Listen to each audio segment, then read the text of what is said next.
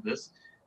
In left main bifurcation, unprotected left main bifurcation lesions, whether provisional stenting or is it a two-stent strategy, or can we make consensus, or do you know which is the exact strategy based on data, based on evidences? So this will be discussed first by Dr. Janatul Fardous from Dhaka, Bangladesh. She will be talking on two-stent strategy as a favored topic, as a favored strategy in left main bifurcation, which will be followed by Dr. Dibyaranjan Behra, who will be talking on provisional stenting as a choice of strategy. Let me introduce my expert panel. Dr. Jimmy George, he's a consultant cardiologist at Leslie Hospital in Cochin. He has more than 10 years of experience and his special interests are complex interventions and CTOs. He did his DM from Jayadeva Institute of Medical Sciences, Bangalore, and has done more than 5,000 procedures as a primary operator. So he's more than qualified to actually give some comments once we finish the first debate. The debates would be between 10 to 12 minutes each, and then we'll have the rebuttal, and then we'll have the final say. So over to you, Dr. Janatul, for your presentation. So do it within 10 to 12 minutes, and then we can have Dr. Behra's one. Good evening, everyone.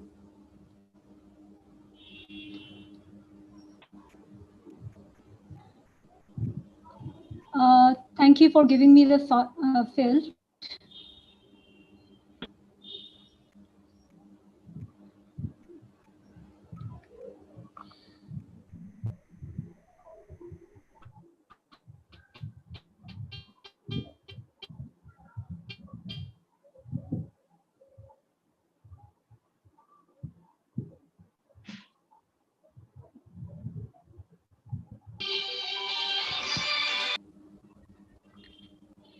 I think the screen, there is some problem with the screen, maybe. I can see your screen actually, Janatul. You can see, sir?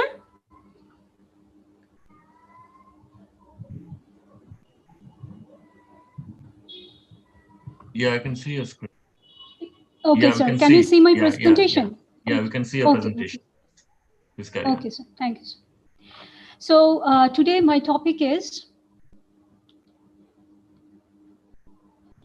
provisional stenting versus two-stent strategy in left main bifurcation stenting, and I'm going to say in favor of two-stent strategy. I'm Dr. Jannatul Firdaus from Bangladesh. The incidence of left main coronary artery stenosis identified with coronary angiogram is between 5 and 7%, and more than 80% of stenosis involve the left main bifurcation. The left main represents the largest coronary bifurcation, and stenting techniques are driven by potential complications to the left circumflex coronary artery, such as acute occlusion and long-term adverse outcomes of target vessel failure and target lesion revascularization. In randomized trials, coronary artery bypass graft, that is the CABG, has been demonstrated to be more effective than percutaneous coronary intervention, that is the PCI, with bare metal or first-generation drug-eluting stents for treatment of unprotected left main coronary artery disease, principally by reducing the target lesion revascularization. So the 2014 year's guideline favored CABG for most patients with unprotected left main coronary artery disease. Registry studies have reported that PCI with first-generation drug-eluting stents are effective for ostial and mid-shaft lesion of the left main coronary artery with clinical outcome comparable to CABG.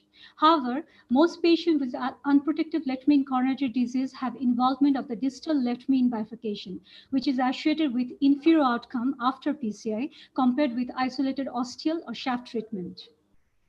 In the Excel trial, which is the evaluation of the giants versus CABG for effectiveness of left main coronary revascularization, 1,905 patients were registered with unprotected left main coronary artery disease and low or intermediate syntax scores. They were randomized to PCI with second-generation everolimus eluting stents versus CABG.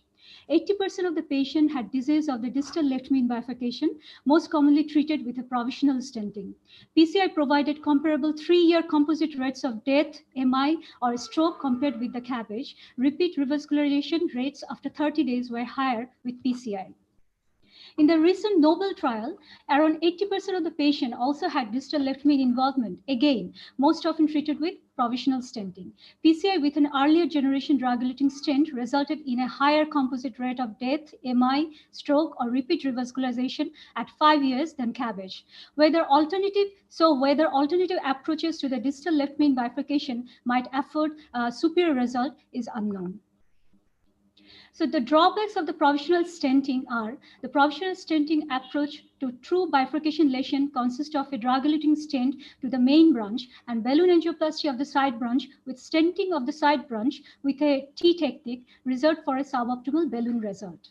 Provisional stenting has been shown to be superior to a planned two-stent approach in most randomized trials of non-left main bifurcation lesions. However, provisional stenting may require crossover to a second stent in more than one-third of cases, with failure to deliver the second stent in around 9% of cases. Provisional stenting also results in higher rates of clinical recurrence compared to a two-stent approach when treating complex coronary bifurcations. In prior multicenter randomized trials, the DK crush planned two-stent technique resulted in lower rates of target lesion revascularization compared with provisional stenting in non-left main coronary bifurcation lesions, and lower rates of target lesion revascularization, stent thrombosis, and composite MACE compared with Coulott stenting in distal left main bifurcation lesions. This is the algorithm showing the left main bifurcation interventions, which shows that the simple lesion, which comprises of side branch lesion less than 70% and lesion length less than 10 millimeter, where provisional stenting is preferred, one stent strategy. And if there is a side branch compromise, then we should go for twist stent, which is for a TAP or Coulott. And in complex lesion, where the lesion comprises of more than 70% of the lesion with a lesion length more than 10 millimeter, here we directly go for two-stent strategy, that is the DK crush, which is supported by the IVAS and the OCT. So we can see that the most of the complex lesions, we have to go for two-stent strategy, and many of the provisional simple lesions are actually converted to two-stent strategy when there is a side branch compromise. The DK Crush 3 study is a randomized multicenter two-stent study that compared DK Crush with Coulott stenting for patients with distal left main bifurcation lesion, which showed that DK Crush stenting was associated with fewer MACE at 1 year follow-up in patients with left main distal bifurcation lesions compared with Coulott stenting. The definition study provided evidence that for complex left main bifurcation lesion, two stents were associated with improved clinical outcome compared with a one stent strategy. According to definition study, complex bifurcation lesions, two-stent techniques had lower rate of 1 year cardiac death, that is a 2.8%, and in-hospital MIS 5.0% compared with the provisional stenting. Double kissing crush, that is the DK crush planned two-stent strategy technique, has been shown to improve the clinical outcome in non-left main bifurcation compared with the provisional stenting, and in left main bifurcation compared with the Coulott stenting, but has never been compared with provisional stenting in left main bifurcation lesions. The objective of DK crush 5 randomized trial, which is a double kissing crush versus provisional stenting for left main distal bifurcation lesions, the objective of this study was to determine whether a planned DK crush two-stent technique is superior to provisional stenting for patients with true distal left main bifurcation lesions. The study design was 482 patients were randomized from 26 centers in 5 countries with true distal left main bifurcation lesion made in a 111 or 011 or DK crush stenting. The primary endpoint was the 1 year composite rate of target lesion failure, cardiac death, target vessel myocardial infarction, or clinically driven target lesion revascularization. Routine 13-month angiographic follow-up was scheduled after ascertainment of the primary endpoint. The result was target lesion failure within 1 year occurred in 26 patients assigned to provisional stenting and only 12 patients assigned to DK crush stenting. Compared with provisional stenting, DK crush also resulted in lower rate of target vessel myocardial infarction and definite or probable stent thrombosis. Clinically driven target lesion revascularization and angiographic restenosis within the left main complex also tended to be less frequent with DK crush compared with provisional stenting. There was no significant difference in cardiac death between the groups. This is the result, a diagram showing the result of this study, where the red line is for the provisional stenting and the DK crush is the blue line. And seeing this diagram clearly proves the superiority of the decreased stenting over the provisional stenting. Patient with true distal left main coronary artery bifurcation lesion randomized to double kitchen crush stenting compared to provisional stenting had similar relative reduction in the 1-year rate of target lesion failure in both simple and complex lesion. Although the absolute benefit was greater for more complex lesion, 11.2 versus the 4.1%. The DK-CRUSH 5 randomized trial for the first time evaluated clinical and angiographic outcomes after treatment of true distal left main bifurcation lesion with the DK-CRUSH plan 2-stent technique versus a provisional stenting approach. The major findings of this study was the DK-CRUSH stenting significantly reduced the incidence of 1-year target lesion failure compared with the provisional stenting driven by fewer target vessel MI and target lesion failure events. The reduction in the target vessel MI with DK-CRUSH stenting compared with the provisional stenting was driven by fewer definite and probable stent thrombosis with DK-CRUSH.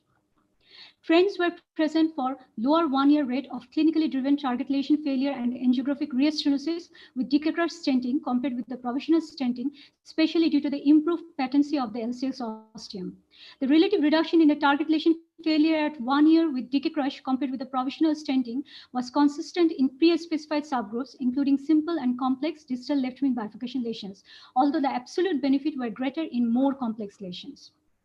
This study also showed that the rates in the instant restenosis in the main vessel at 13-month angiographic follow-up were comparable with DK-CRUSH stent and provisional stenting. The rate of ISR at the ostium or side branch was 12.0 with provisional stenting versus 5.0% with DK-CRUSH stenting. The upcoming European Bifurcation Club left main study, that is the EBC main study, this is a prospective multinational randomized clinical study of left main stem true bifurcation lesion. And the aim of this study is to investigate the clinical outcome following single versus dual stenting strategy for the treatment of true bifurcation distal left main coronary artery lesions. The results are yet to be published, which hopefully will prove my point even more. Thank you very much. Thank you, Dr. Janatul, for your beautiful presentation. Dr. Janatul has been working as an interventional cardiologist at United Hospital at Dhaka, and I know her work since she was working in Madras Medical Mission and also in centers in Singapore. So thank you for your presentation, and we'll wait for Dr. Dibaranjan Behra's presentation before we hand over the dais to Dr. Jimmy George for his expert comments. So Dr. Dibaranjan Behra is working as an assistant professor in the Department of Cardiology at All Indian Institute of Medical Sciences, Bhubaneswar, and he has vast experience in coronary angioplasty and complex coronary interventions, congenital heart diseases, echocardiographic pediatric cardiac interventions as well. He has presented a lot of papers and a lot of talks in national and international forums. So I hand over the podium to Dr. Behra for his deliberation for provisional stenting as an effective strategy for left main coronary bifurcation. Over to you, Dr. Behra. Thanks a lot, sir, for that warm welcome. And I'm very glad as well as privileged to be a part of this discussion. And before I start, I congratulate Dr. Janatul, very wonderful presentation. And it is very difficult for me to justify the opposite, but okay, I will try. So let me share my screen now. Is it shared, sir? Yes, it is. I can see you.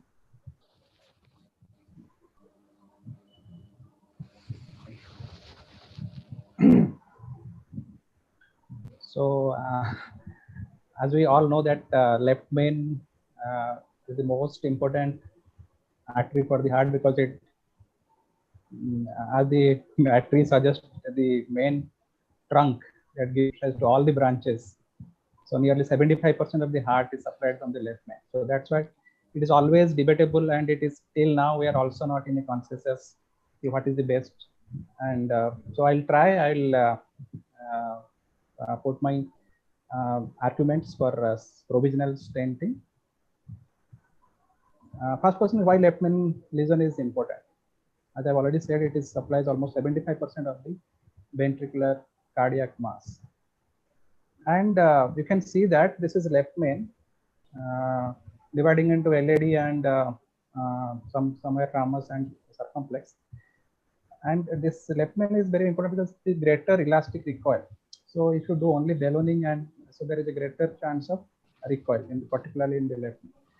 And you can also see that this carina is always disease free. In most of the cases, there is no atherosclerosis, it's free of disease. This is very important to understand for any interventionist. So left main disease, it is mostly location is distal in mostly 70% of the cases. It is calcified nearly 50%, and it is always associated. In most of the cases, it is associated with 70% of the cases. So that's why this is even more important to deal with left main disease. And it is always a technical challenging. And as you have all know that proximal or mid-shaft left main are a little bit easier, and also technically, and also the results of the distal left main are always worse than the ostium or mid-shaft left main PCL. And there is very high restenosis rates, particularly in distal left main lesions. So before going to the bifurcation, we must be well versed with the Medina classification. We all know that first letter 1 is for the main branch, which is left main here. And then depending upon the size, if it is LAD and L6, so 1 and 1. So this is the, we almost always go by this classification for any intervention. So stenting strategy, I always know there is a tug of war between the two school of thoughts, whether one stent strategy is good or two stent strategy is good. But let me very simple that this provisional, it is called, okay, I'll go for one stent, but if required, it will go for second stent. So that is called provisional. So we are keeping our all backup for a two stent strategy, but we'll try first the provisional, the one stent strategy, that is called provisional strategy. And two stent strategy is called upfront two stent strategy, because we are from the beginning itself, we prepared our mind that okay, we'll go for two stent strategy. I think Dr. Janatul has quoted many journals. So let me start with a meta-analysis. It is published in 2016 in SARC Intervention, and it is little older because it compared studies from 2005 to 2011, and almost recruited 937 patients. So this simply compared one stent, one SS, one stent strategy or two stents.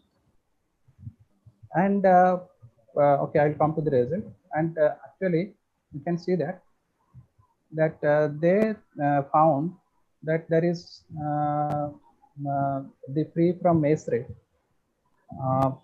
was a little bit significant, it's statistical significant. P value is 0.02, and the MACE rate is 70.6% in the one stent. That yellow is one stent, and the green is two stents. So, and also free from TLR is also from it is better in single stent strategy, though others are non-significant. Now coming to now I know this decay cross 5 is the most talked about and almost always referred for the single study for which profoundly take the mind of the interventions that okay, two stent strategy is the one I should go for. So this analysis, which is published in this American Heart Association journal, and this is 2018. So this analysis actually enrolled all the randomized trials. It enrolled all the randomized clinical trials, not the observational studies, including decay cross 5. So this is the largest meta-analysis of the randomized clinical trials on distal left main stent. So you can see that in this table, it has included from very basic 2013 Nordic, BBK1 British, that study. Then all the studies you can including decay cross 2 and decay cross 5 up to 2017. And this is the baseline data of all these studies. So you can see that this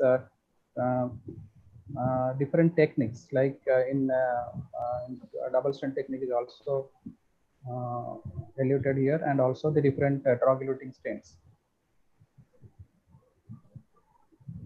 So coming to the this primary outcome, all the studies, including Decatur study, always talked about the MACE rate. And MACE rate, we know it is a combination of various things, including all-cause mortality, cardiac mortality, target vessel revascularization, all those things. But to be very specific, if you mortality, how it is beneficial for death or all-cause mortality, and here is the forest plot diagram. You can see that the overall favor it is towards the provisional strategy, and which is statistically also significant. And this is the graph where this mortality and also the long-term mortality. This mortality in the first thing is they have studied up to 3 years, and long-term they have again followed those patients till 4.7 years, almost 5 years. So this both the things you can see that there is significant difference in the all-cause mortality, and it favors a provisional stenting strategy. Now coming to the individual things, come to the MACE. It is in the midway. It's okay, both are same.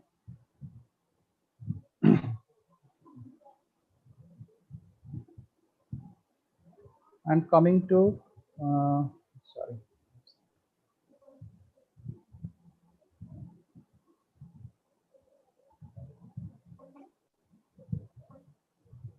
And coming to this AMI, it is also slightly favoring towards provisional strategy. Coming to TLR, this TLR is actually it is favoring towards two-stent strategy, and stent thrombosis also in the midway. So what this study concludes, this largest meta-analysis of all the randomized control trials, and they have the largest number of patients, 3,265 patients. So they simply divided into provisional and two-stent strategy, and all-cause mortality is 2.9% with 3-year follow-up in provisional, and 4.2% in double stent countries. So there is 31% relative risk reduction in the mortality with provisional strategy. So they supported towards the provisional strategy.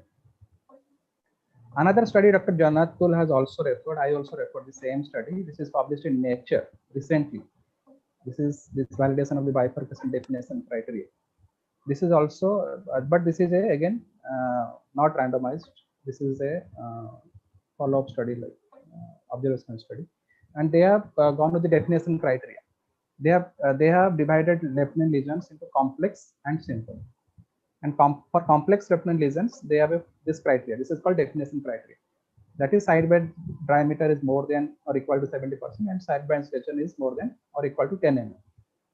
Or any two minor risk factors, that is moderate to severe calcification, multiple lesions, and very narrow bifurcation angle less than 45 degrees. Main vessel reference vessel diameter is less than 2.5 millimeter, or if it has thrombus, or the main vessel lesion length is itself more than 25 degrees. So this kind of things are considered as the more complex left main bifurcation. So in this study, they have also categorized two categories. One is complex left main, one is simple left main. And again, in each group, they have one stent strategy versus two stent strategy, and they follow for 3 years. So here is the data at 30 days, 1 year, and 3 years. And here is the corresponding graph. Though there is in TLRs and TBRs, there is significantly these graphs are spreading, but none of the p-values, and I have not seen any p-values significant in this things. Okay, there is a trend towards, in particularly in complex left main things for two stent strategy. So before going to some things, I also want to say about these things, like how we can go for this provisional, that is called, we are going for one stent and keeping your background backup for two stent. That is, so if you use imaging, like this criteria, just 4, 5, 5, 6, 7, 8 criteria. You can all know this criteria, and this is already this paper is from Park. So if it is more than that, this osteum is good enough, and there is 6 millimeter, 5 millimeter square, then we can still leave it. So this is from the same paper. You can see that after provisional stenting, they found there is little pinching of the circumflex osteum, and they have done a kissing balloon dilatation. And post kissing balloon dilatation only, no stenting, only kissing balloon dilatation, and there is a good result.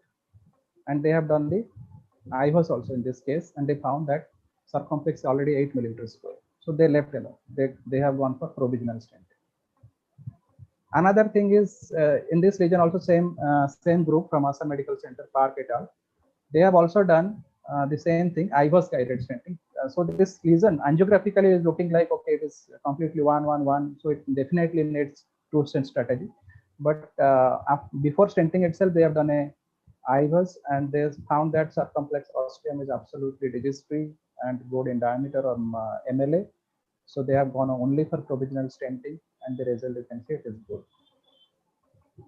Now another gadget also we have, that is called FFR, and this is very much important when after provisional stenting we found that our side branch is pinched to a significant amount. So here also you can see that after provisional stenting towards the LAD, the side branch is significantly pinched. But is it physiologically significant? So in that case, you can also use FFR, and FFR if it is clearly more than 0.8, then no need to stent. And this is also from the same paper by Park et al. So considering all those things, he has Dr. Park has given a nice algorithm how to go for it. Distal left main, go by, if your imaging is available in the center, go by IVUS. And if it is simple, no stenocyclid L6 osteum, small L6, provisional approach, main branch stenting, IVUS optimization. If there is no gelled side branch, okay, you finish your PCI. If your side branch is gelled, go for FFR measurement. FFR is good, then finish PCI. If FFR is significant, less than 0.8, then you can go for again FKB or T stenting. If after FKB the results are good, and by IVUS also, then you can also still leave it. So that depends upon the IVUS and the FFR.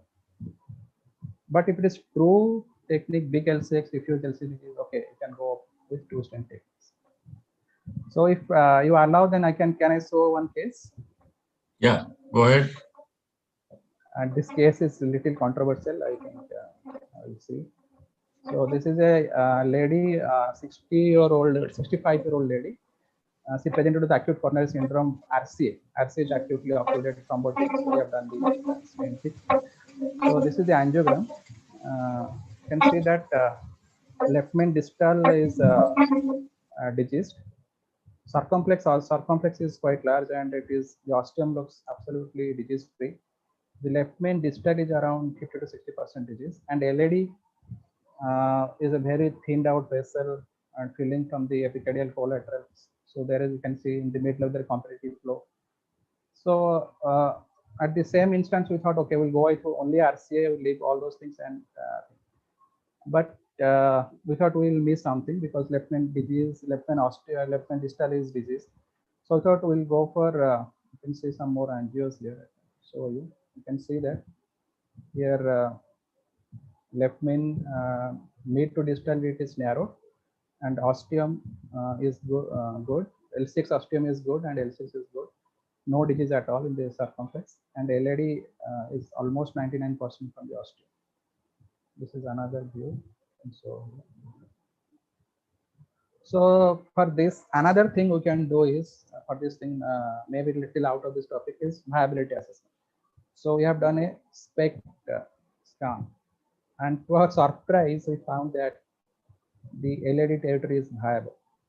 Even I could not believe this, but I personally go and discuss with our senior consultant of the SPECT. I have seen the images personally, and I also have to agree that this LAD is viable. Then there are two options, whether we can go for bypass or will send the patient for PCI, left main bifurcation PCI, and we have to reverse the LED also.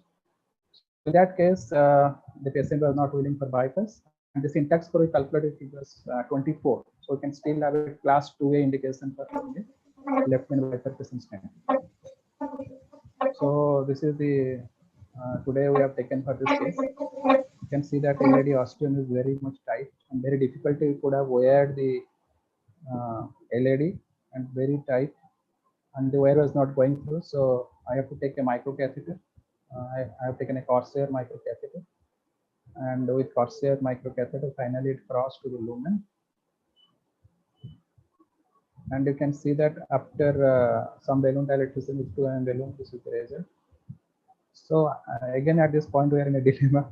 So at the SAR costume is good, not at all, and the angle is here more, almost 90 degrees. So we thought we have two minds. Okay, we'll go for the left main to SARC and do a tap technique, or do a cross, or a provisional stenting to LED to left main and see how the SARC behaves. So then we thought, okay, we'll go with a provisional stenting. So we covered up to the mid shaft, just mid shaft of the left main, where it looks almost normal, and then we deployed the stent. This is at 14 atmosphere. Then this is just after post stenting. This is the result. The circumference ostium looks good. So then we have done a pot with 4.5 mm balloon con with a high pressure. So this is pot being done just at the left main distal part, and this is the result after the pot and all. And this is the result.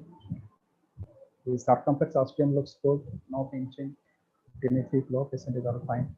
So we thought we'll observe this case, and there is no FD changes. So this is the case.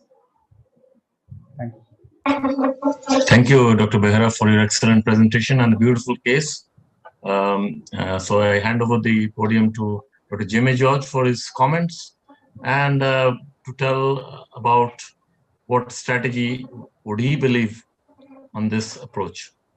Over to you, Dr. George. Yes, sir. Thank you, sir. And after I find two wonderful presentation by Dr. Jannatul Firdaus and Dr. Behra, like almost the entire left main bifurcation standing strategies have been discussed so well that there is nothing left to discuss. But a few practical points I just wanted to say. When left main, like as Dr. Behra was saying, is the most crux of any coronary stenting anyway at all. So you need to admit that needs special care, at the same time the respect also, because ostial circumflex is like considered as the Achilles heel, and you are not sure whether to leave that area or to stent that area first anyway at all, because the chance of restenosis are quite high anyway at all, almost more margin of 40 to 50% out anyway at all. So the location of the left main is quite important, and when it becomes more worse is when we have a dominant circumflex along with the left main bifurcation.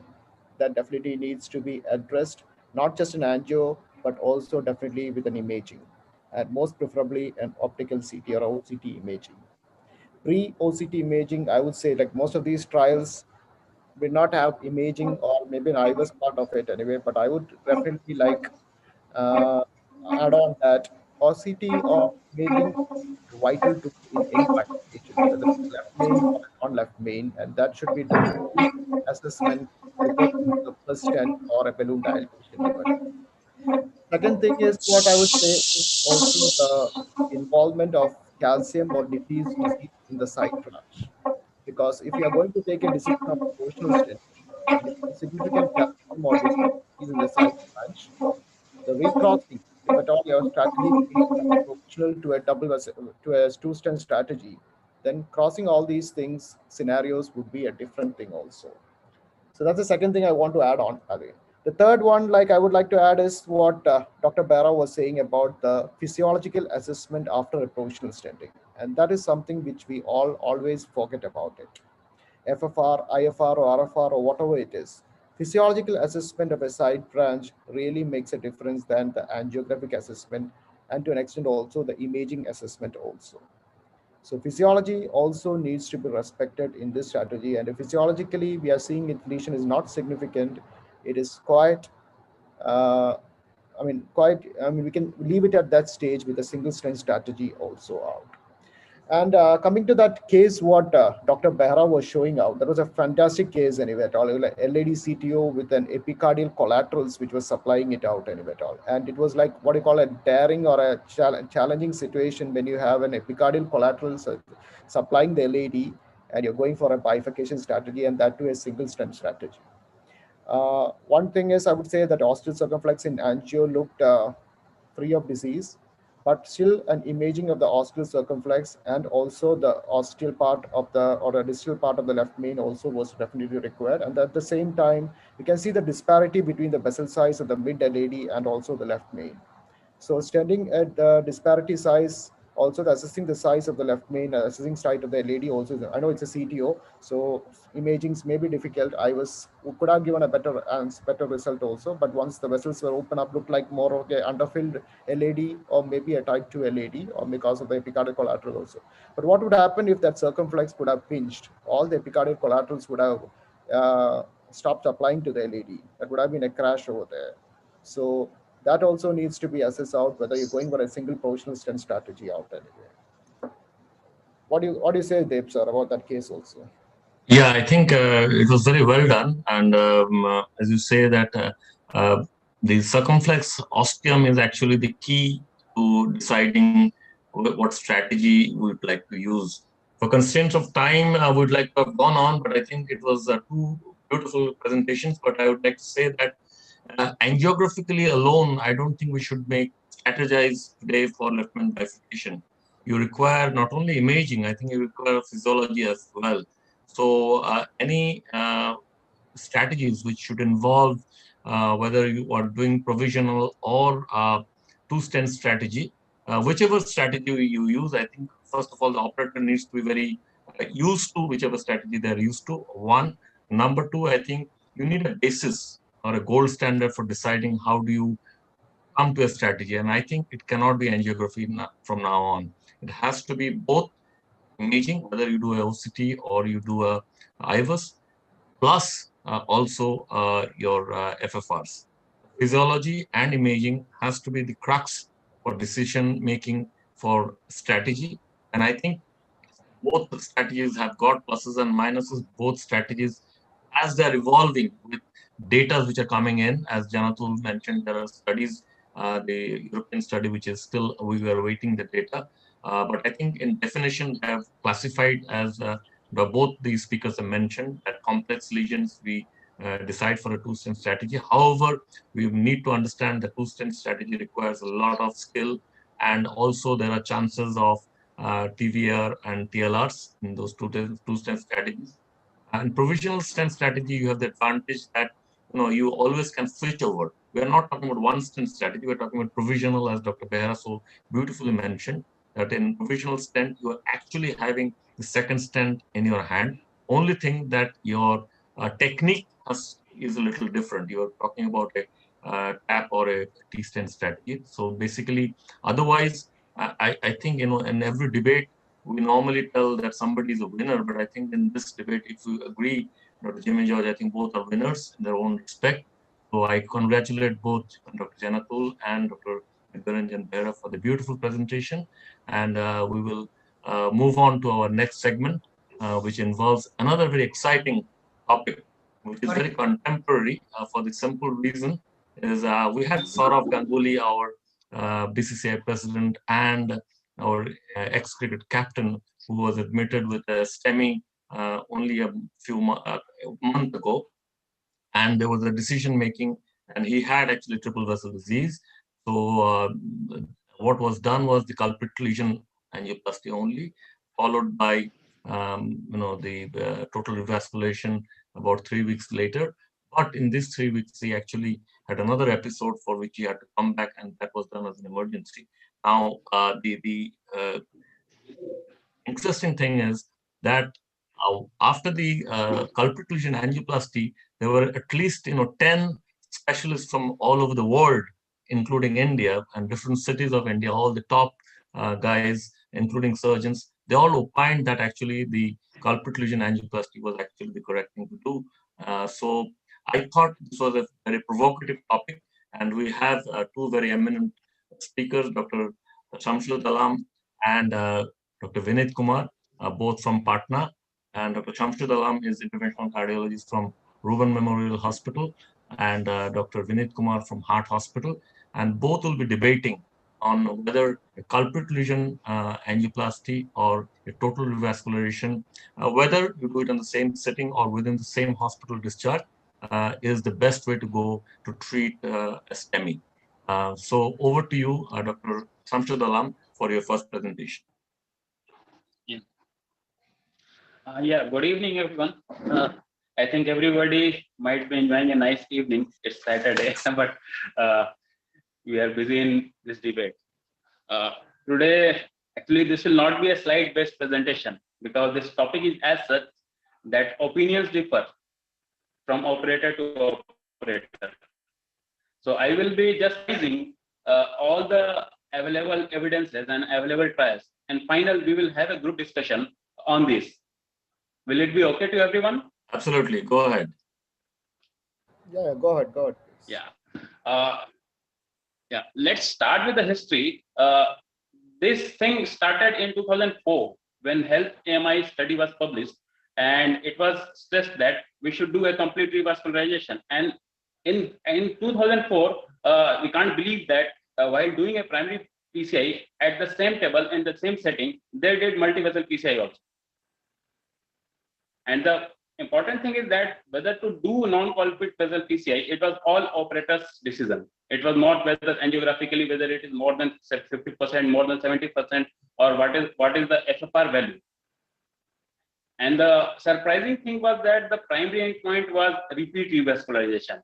That's why this trial, the results of health AMI trial was discarded, because repeat, obviously, if we are going to revascularize all the vessels, then the primary efficacy, that is repeat revascularization, it will not be needed.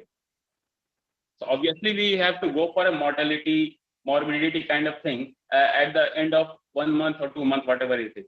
So finally they needed such a huge study and with a important primary endpoints.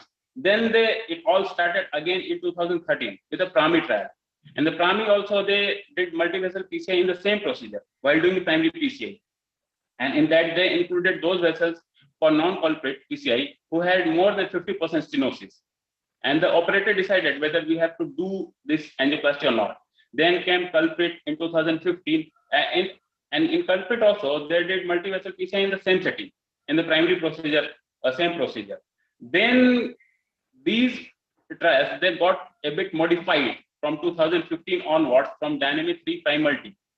That in dynamic 3 prime multi, the non-culprit vessel PCI was not done in the same primary PCI setting. Usually it was done after 2 days of the primary PCI. So that 48 hours of that important time period, the time period in which the primary VT and other AI VR kind of things occur, it passes away so that patient gets stabilized. So virtually it was like that we are discharging our patient after day 2. And they were doing a non-culprit vessel PCI after 2 days. It means it was a stage kind of procedure. Usually, as an operator, the duration of a stage procedure is yet to be defined. It all depends upon the operator that what will be duration of this stage procedure. Then came compare acute and complete trial. In compare acute and dynamic 3 prime multi, compare acute and complete, all of these they use FFR values for non-culprit PCI. In compare acute and complete, the duration of the time period, it was prolonged. That stage PCI, non-culprit vessel PCI, can be done within 45 days. And those patients were also included.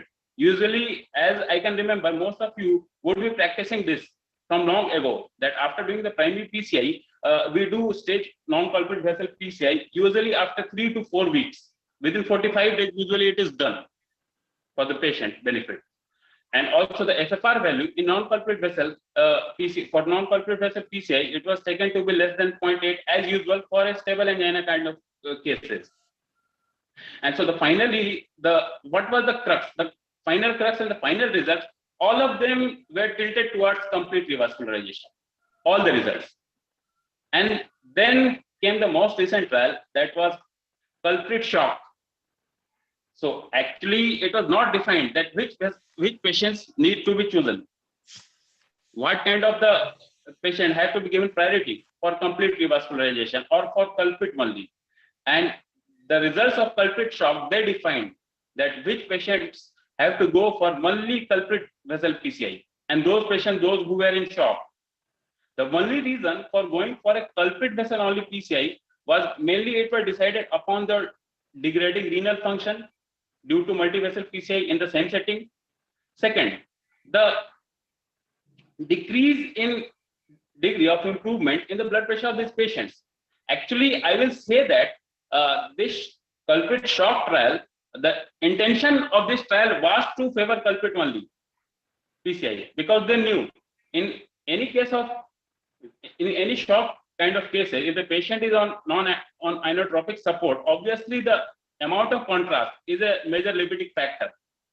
And obviously, if you are crossing that 100 ml contrast amount as standard, which is standard for contrast-induced nephropathy and other things, then obviously these patients came out that no, these patients do not favor the results of this culprit shock trial, do not favor multivessel PCI in patients with shock due to degrading renal function and non-improving situation of the patient. So the finally, I will say that when we need to define, should we do only culprit vessel or should we do multi-vessel? So I will say that if the patient is in shock, then do only culprit vessel. If the patient is not in shock, then we have to do multi-vessel. Then the next question comes in our mind that should we do it in the same setting or should we do it after 2 days, after 3 days, or after in between 45 days of the discharge of the patient? So my viewpoint is that if we are, I will stratify the cases at first. If I am dealing with an acute antival MI, which is extensive, I will stent LAD first, we do PCI of LAD first, then the wait for the patient. If he is not going, he does not lands up in failure, I will do it after 2 days. If I am getting a patient of inferior MI, or if I am getting a patient of a inferior posterior or circumflex 100% occlusion, if the patient's vitals are okay, if the patient is still not in failure, Philip +1, I will do it in the same setting, in the same table. And the question is, now the main point is that if I am going to do non-culprit PCI in the same primary setting, then I will have to stratify the lesion. If I am going to deal with a calcified, a difficult type kind of lesion, then I will preferably not go for a same setting PCI. I will give it a time, because if the non-culprit vessel is calcified, if it is taught to us, and if I see that it is a challenging case for me, then obviously I will give it a time, because it will, I hope it will remain stable for a couple of more days also. It is not going to hamper that patient. And third, if I am dealing with a patient of acute antival MI with a distal after mid-LAD occlusion, then I will obviously try for multi-vessel PCI at the same setting and the same table. Now, the reason behind going for a multi-vessel PCI in the same setting on the same table is that we also want to avoid contrast-induced nephropathy. And contrast-induced nephropathy not only depends upon the amount of time, it also depends upon the frequency of the contrast injection being given to the patient also. So in those cases, I will try to give 20, 30 ml, 40 ml, whatever of dye to the patient in the same setting, whether to go on with repeat contrast exposure to the patient in next 3 to 4 days. So I think over to all of you for getting this topic discussed. Thank you, Dr. Alam. I think we'll go to Dr. Vinit Kumar for his opinion on what he prefers in a STEMI situation, culprit lesion versus a multi-vessel. I mean, as Dr. Alam mentioned, there were a few points. So over to you, Dr. Vinit Kumar, for your presentation. Good evening, sir. And thank you for giving the opportunity. And already Samsad have enumerated a lot of studies, and my side they have given to discuss for multivessel or complete revascularization. So I will just go through one small slide I have already prepared there. That Sure. opening of non-infarct during our acute setting. The lesion responsible for the infarct, often referred to the culprit lesion, is radially identified, and an attempt is made to re-establish the flow with the use of either thrombectomy, balloon angioplasty, or placement of stent. In addition to this lesion, culprit lesion, about half of the STEMI patients have one or more obstructive lesion removed from the area of infarction that we are usually telling non-culprit lesions. Impact of non-culprit lesions. Patients with significant multivessel coronary artery disease have higher rate of reinfarction than those with single vessel disease. If we see a study was there in which the primary angioplasty of was done, cumulative incidence of death, they compare from the single vessel, double vessel, or multiple vessel disease, it was increasing as the number of vessels is increasing, and that revascularization was also significantly increasing as the number of vessels was increasing. Adverse impact of multivessel disease due to non-culprit lesion raise the question as to whether revascularizations of these non-culprit lesion will improve the outcome. Now, one theory might argue that this is because a lesion in the non-infarct artery is an innocent bystander and therefore should be approached in much the same way as we are approaching the stable ischemic heart disease. But opposite of this argument is, we can say non-culprit lesion may also be biologically active. Studies have shown that there are often multiple complex plaque in the patients with acute MI, and therefore these arteries warrant treatment in much the same way one would approach any unstable lesions. 4 principal strategies. One, we can go for the CABG after that patient has recovered from the acute STEMI. After primary PCI, there will be some patients who have relatively clear indication for CABG. And other strategies, no further revascularization unless a standard indication for revascularization in the patients with a coronary artery disease are met. PCI of non-culprit lesion at the same time and PCI of non-culprit lesion prior to hospital discharge as a staged procedure. We'll see the trials debating against a multivessel angioplasty earlier. New York State experience, they have reported lower in-hospital mortality for the culprit vessels PCI compared to multivessel PCI during the index procedure in the patients without hemodynamic compromise. It was very old.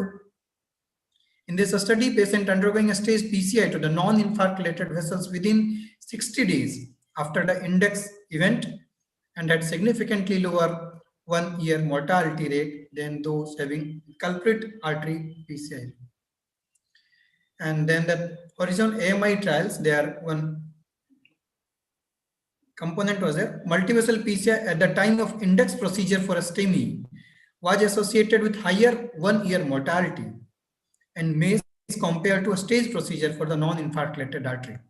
But after that, with some trial, Bangalore et al. In a large meta-analysis, it saw reduction in the need of repeat angioplasty in the multivessel PCI group and reported no significant difference in a 1-month mortality, stroke, and TBR. Waller et al. Also reported 60% higher risk of long-term mortality with multivessel PCI when compared to culprit-only PCI alone, and also the staging of infarct-related PCI was associated with reduction in mortality. But these observational studies performed earlier to the randomized trials, and their meta-analysis concluded that culprit-only PCI as opposed to multivessel PCI at the time of initial reperfusion lead to better outcome. So, however, when these patients were treated with stage PCI during the hospitalization were analyzed separately, short and long-term outcome favored multi-stage revascularization compared with culprit-only strategy. So we have some randomized control trial that we have already enumerated. We'll see in the brief only. Primary trials that 600 individual patients was there. One thing was there that non-infarct artery they have defined more than 50% luminal narrowing, and they have done in the same sitting. A stage procedure they were discouraged. These two we can say there some drawback was there, and FFR assessment was not used. So just like 50% angiographic lesion is not always we can say that is going to be physiologically significant. And cardiogenic shock and old history of CABG they have excluded. And this trial was early stopped because the incidence of outcome, primary outcome, is very much favoring the non-culprit PCI. And however, we can believe that the limitation to this study, including stopping early, liberal definitions of the multivessel disease, and a small number of events. Now, next is culprit trials. In this trial, they have included 70% as the definitions of non-culprit artery. And among those assigned to the treatment prior to discharge, 64% received complete revascularizations at the time of the index event. FFR assessment was not used, but their result primary composite endpoint, that is all cause death, recurrent MI, heart failure, and ischemia-driven revascularizations at 1 year occurred less often in the complete revascularization group, and that was statistically significant. All the component of the endpoint were lower with complete revascularization, and there was no difference in the safety endpoint, that is major bleeding or contrast-induced nephropathy or stroke. Culprit stroke trial was there. This again in this trial they have included CTO also, and that multivessel PCI of the CTO were also done in the same sitting. And additionally, ischemia guided or FFR guided approach to the PCI of non-culprit artery was encouraged in this study. In this at 1 month, that composite endpoint, death or renal replacement therapy had occurred 45.9% in the culprit lesion only, compared to 55.4% in the multivessel PCI. So they have concluded among patients with multivessel coronary artery disease and acute MI with cardiogenic shock, 1 month risk of composite death or severe renal failure leading to renal replacement therapy was lower among those who initially underwent angioplasty of the culprit lesion only. We can say that drawback they have done the CTO in the same sittings. Dynamic 3 primality, that FFR guided revascularizations, and usually they have not done on the same sitting, they have done as a stage procedures. And their endpoint, primary composite endpoint, was less often in the group with complete revascularizations. The benefit was almost entirely attributed to lower rate of subsequent ischemia-driven revascularizations of non-infarct-related artery, not on the hard point of death or MI. Approximately 1/3 of the individuals were assigned to the complete revascularization strategy did not undergo non-culprit PCI, as FFR value were about a discrimination value of 0.80. Compare acute trial. They are also FFR based, and the most cases revascularization was done in during the index procedure. That means same sitting only. the endpoint of death from any cause, non-fatal MI or revascularization and cerebrovascular event at 1 year was less often in the complete revascularization group. And this benefit was mainly driven by, again, fewer revascularizations in that group. There was some trend toward a lower rate of acute MI with this complete revascularization group. Altogether, we can see there are some already we have enumerated earlier. Lesion criteria was very important. Primary, it was just like only angiographic definition 50%. And for this one, complete, it was 70%. And for the 50% in more than one view. And the FFR also have done this primary. And the result, we already discussed European Heart Journal. They have randomized all the randomized controlled trial. They have meta-analysis they have done for that. For the complete revascularization as the stage procedure with the non-culprit vessels being done prior to discharge. Complete revascularization is a stage procedure in which the non-culprit vessel were done within a few weeks after discharge. That is not symptom driven, that was a difference, and only culprit angioplasty. In this meta-analysis, complete revascularization either at the index procedure or a stage procedure compared with the culprit only PCI was associated with the lower risk of major cardiac adverse event, and the composite primary endpoint was driven mainly by the lower urgent need of revascularizations. And there was trend toward lower risk of all-cause mortality and recurrent MI, but that was not statistically significant. Earlier,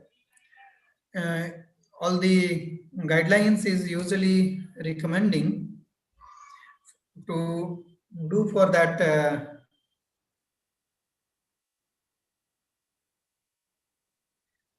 one more trial just I want to enumerate here. Dynamic 3 tri-multi. More than 600 individuals was there, and they have also done FFR guided lesions. Those who are intermediate lesion, 50 to 90%, and above 90% lesion they have done without FFR guided. A stage multivessels FFR guided angioplasty was associated with significantly lower rate of the composite primary outcome, death and non-fatal MI or ischemia-driven revascularizations. Again, in this study also, whatever the difference in the endpoint was there, that was mainly or entirely driven by lower rate of ischemia-driven revascularizations. If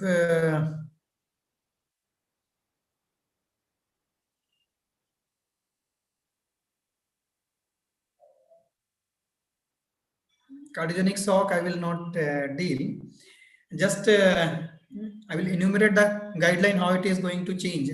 Earlier, ACC AHA guideline 2013, they are telling it was harm class 3, but after 2 years, they have given the recommendation it can be done class 2B indication. And the ESC guideline, now they have updated it as a class 2A indication, so that we can say if that individual patient is hemodynamically stable, or we can able to do, it's always better to do either into the same hospitalized event or as a stage after discharge without ischemia driven, because all these randomized studies have shown there is a beneficial effect of doing multivessel PCI compared to doing the infarct-related artery only. Thank you. Thank you so much, Dr.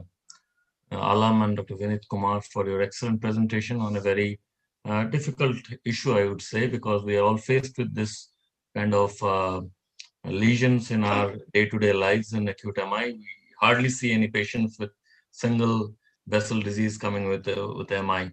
So even with the younger generations, we see triple vessel disease. So I hand over the podium to Dr. Jimmy George for his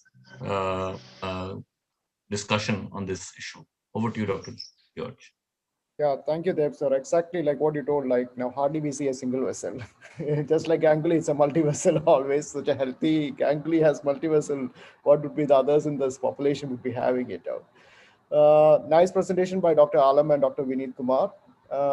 Things like I wanted to add with the Alam is in the Dr. Alam was in the sense like a primary angioplasty is already almost a different set of patients anyway at all. You get these patients at an odd time in the middle of the night. The patient would be crashing out.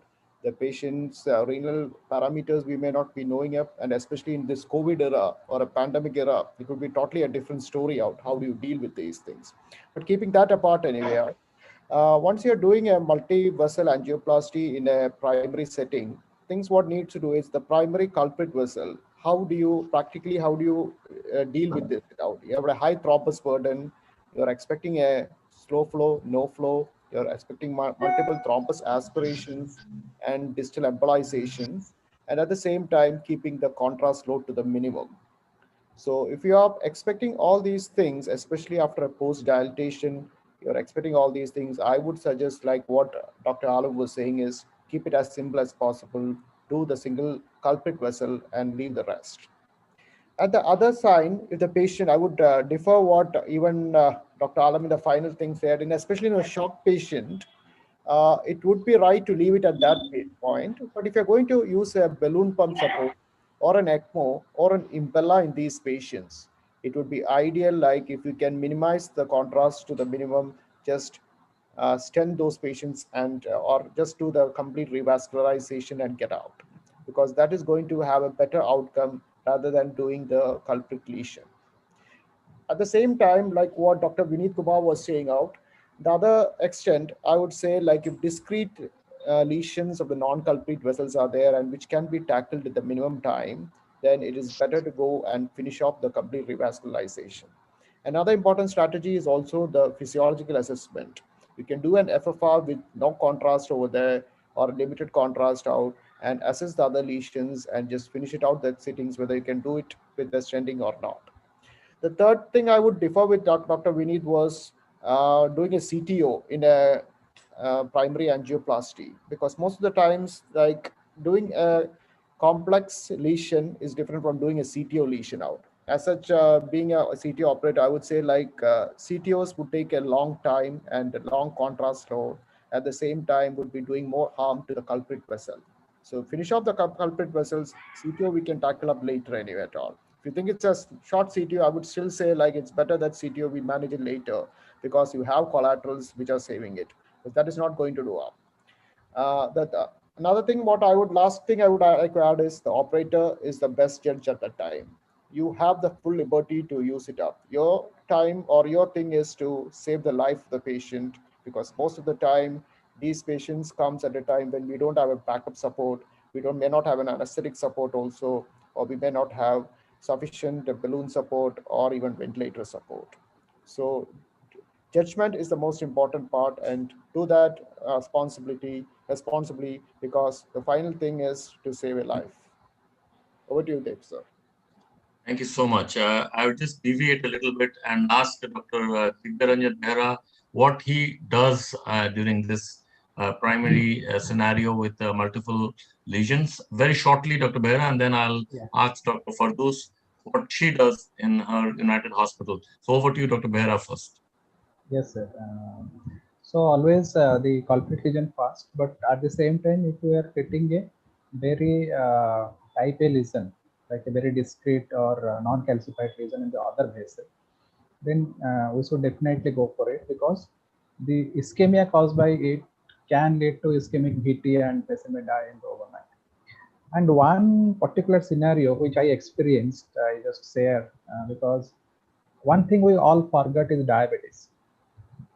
One patient with uncontrolled diabetes presented with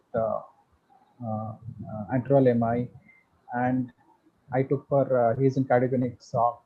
He had already one episode of VT before taking to cath lab. So when I took into the cath lab, I found that LAD is thrombotic, but some flow is still there. But thing is, I forgot that day. Okay, already our residents already started. He is in DK, diabetic ketoacidosis, and already insulin is started, insulin 10 units bolus and followed by his all the guidelines mentioned, directed therapy is already started. But once I doctored the lesion and balloon dilated, there is a good flow. But I don't know, I want to discuss this issue also. Once I stented it, there is no flow at all. Because what I also searched from the literature, if the patient is in DKA, diabetic ketoacidosis, there is very, very high chance of no reflow and no reflow. So, and I lost that patient on that table. So to me, and particularly you, sir, and Jimmy George, sir, can you have, did you have ever faced a similar situation? And in such situation, can you leave it alone with some doctoring so that some flow is established? Then okay, after the decay is managed, we can again go for stenting, or we'll go for a stenting at that time. Okay, that's an extraordinary situation you face. Let me take Dr. Fardus, and then we'll go back to Dr. Jimmy George. Dr. Fardus, your experience in primary angioplasty, what is your strategy in your hospital? You're muted, Dr. Fardus. If you can unmute yourself. Yes, sir. Yeah. Sir, I'll go along with Dr. George sir said. If it's in the middle of the night and you are the only operator who is responsible for the patient's life, then we usually actually go for the culprit relation only. And after, because at that time usually the support is very less, and maybe in the same setting after 2 or 3 days we do go for the other lesions, or maybe if the patient doesn't want, then after maybe 2 or 3 weeks, something like that. Okay. Dr. Jimmy George, your comments on Dr. Behra's DK situation? Yes, that's actually like it looks. I mean, I'm not quite aware of that in the sense like DKA causing a slow flow or anything. But what I would say, like maybe like the acidosis, metabolic acidosis, or associated renal compromise, all would have just added on to it anyway at all. And along with that, if you have a high thrombus burden or you're expecting a slow flow situation, a large vessel, especially what happens is young patients come with a 4.5 mm vessel with a large thrombus burden. And sometimes if it is a late presentation, the thing is like you aspirate the thrombus out and all, you're not going to get a TB1 flow at least anyway at all, or rather a TB2 flow only out. It is always better to reassess these patients after giving a full course of anticoagulation for at least 48 hours to 7 days, then take it up. But when they come in a shock, it's a different situation that needs to be tackled at that stage only out anyway. But DKA causing slow flow, I'm not quite aware about it. Sir, my question is whether you can leave it only after some ballooning, or so that if that is some TB2 flow is there. Yeah. But definitely. once we stented it, there is no reflow. Yeah, that's a distal embolization most probably. You could have done a thrombus aspiration. Yeah, I have done that. And with IABP also, with thrombus aspiration, with IABP, everything. And maybe you can put actually the DK situation is a very highly thrombotic milieu you got in a DK. Exactly. So that actually exacerbates the whole thing. Probably DK caused that AMI, in this particular case which you're mentioning. Yeah. And that itself, uncontrolled diabetes with acidosis, which Dr. Jimmy George mentioned, that is actually something which you cannot reverse. I mean, once you're acidotic and you're on the table, a stent, I think, was not the issue here. I think it was the milieu which caused the problem. And that's the reason, I think, why you lost the patient. I think we have a lot of patients with no flow and we still bring them out. In this particular case, I think it was the acidosis which causes. So it was fantastic presentations by Dr. Kumar and Dr. Ramshed Alam. I think the trials which we have all come across, both in the left main bifurcation and with the acute myocardial infarction, they are all based not on so much on imaging and also on physiology. I think from now on, there will be a paradigm shift on how we treat these kind of patients with imaging and also the use of the physiology. It is a myth that the imaging and the physiology are to be used only in stable cases, elective cases only. I'm sure that the imaging and the physiology has to be used also in determining the acute cases as well. Because if angiography is going to be the gold standard for deciding on a strategy for acute MI, I think you might go completely wrong in a lot of issues, not only particularly in the strategy of culprit vessel versus total revascularization, but also on the very important issue of undersizing your stent, because you need to image definitely to find out your size, exact size of the stent. And the other one, I think, the physiology is immensely important, because as Dr. Shamsudallah mentioned, that if you've got RCA STEMI causing STEMI and you've got a LAD lesion, I think you need to know exactly where you stand vis-a-vis making a decision. If that FFR is below, say, 0.8, I think you need to consider either doing it in the same setting or actually going back and doing it within the same admission. You cannot leave that lesion for 2 to 3 weeks. For cardiogenic shock, I agree with Dr. Jimmy Joe. That's what we used to practice, kind of putting them on a complete support and then trying to revascularize as much as possible. I wouldn't say the total, but as much as possible, all the important vessels we try to revascularize to give them the maximum benefit. So that's one issue, but things are changing, and I think in the next couple of years, I am sure that the imaging and the physiology is going to be a part of our armamentarium in the cath lab, and cardiologists like Dr. All our panelists who are today there, I'm sure they are much more experts in dealing with imaging, because we have been trained with angiography as the gold standard, but you guys are now much smarter with the things that you have in hand, and I'm sure that the acute management of MI is going to be changing, because as you mentioned in your guidelines, from harm from 3A, it has come down to 2A now. So I'm sure it's going to be 1 at some point of time. So thank you all again, Dr. Jimmy George, for your time, and Dr. Shamshid Alam, Dr. Vinit Kumar, Dr. Behra, Dr. Fardus for spending and sparing a valuable weekend with us. And I am sure that we all will be meeting sometime, not virtually anymore. I think after the vaccinations are over, in some forums, and get together for a cup of tea. Okay. Good night, everybody. Good night. Good night, Thanks a everyone. lot, sir. Thank you. Good night. Sir. Bye. Good night. Bye. Thank you, sir. Good night. Thank you. Thank you.